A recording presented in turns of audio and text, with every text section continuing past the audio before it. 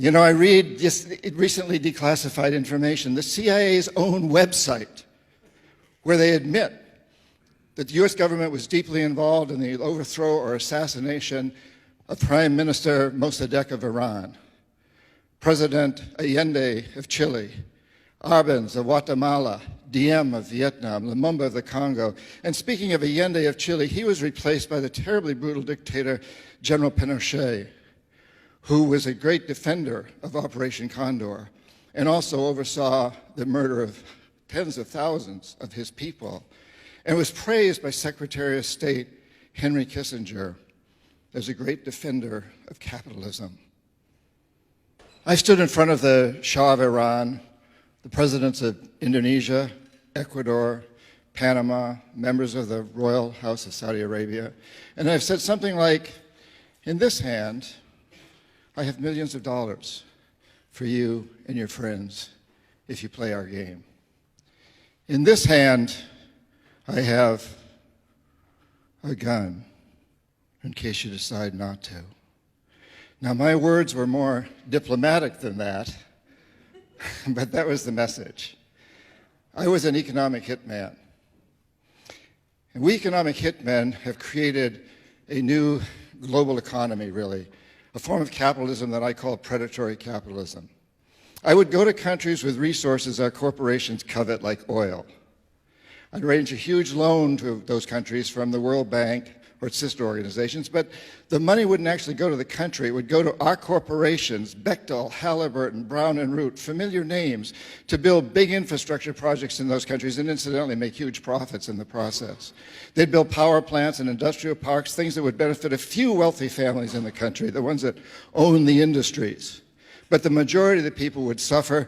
They would be left holding a huge debt they couldn't repay. So we'd go back and say, since you can't pay your debt, sell your resource, oil or whatever, real cheap to our corporations. Privatize.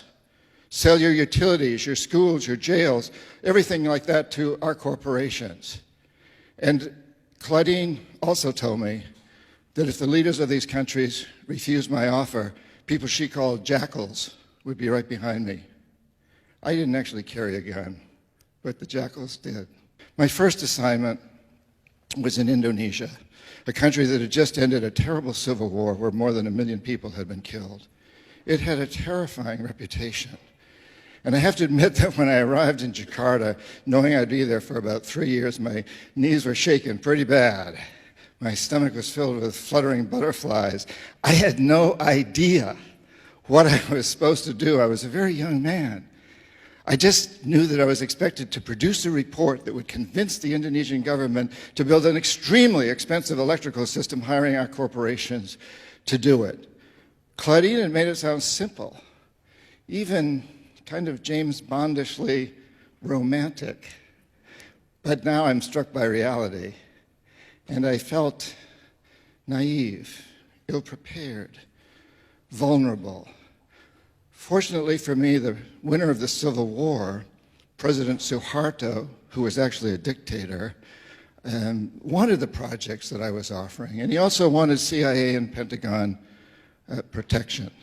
And so every time I stumbled, and I stumbled often, somebody was there to pick me up. A government official would appear with an incredible report that would indicate beyond any shadow of a doubt that electricity was all the country needed to take off to huge growth.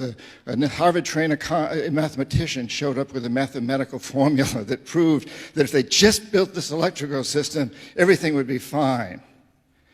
In the end, I produced a report that forecast the need for electricity at an unheard of annual rate of 19%. Indonesia got its loan. Our corporations made lots of money, and I was promoted from economist to chief economist. It was quite a lesson.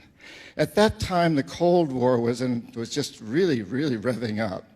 And Washington believed that Cuba was about to spread communism throughout the hemisphere.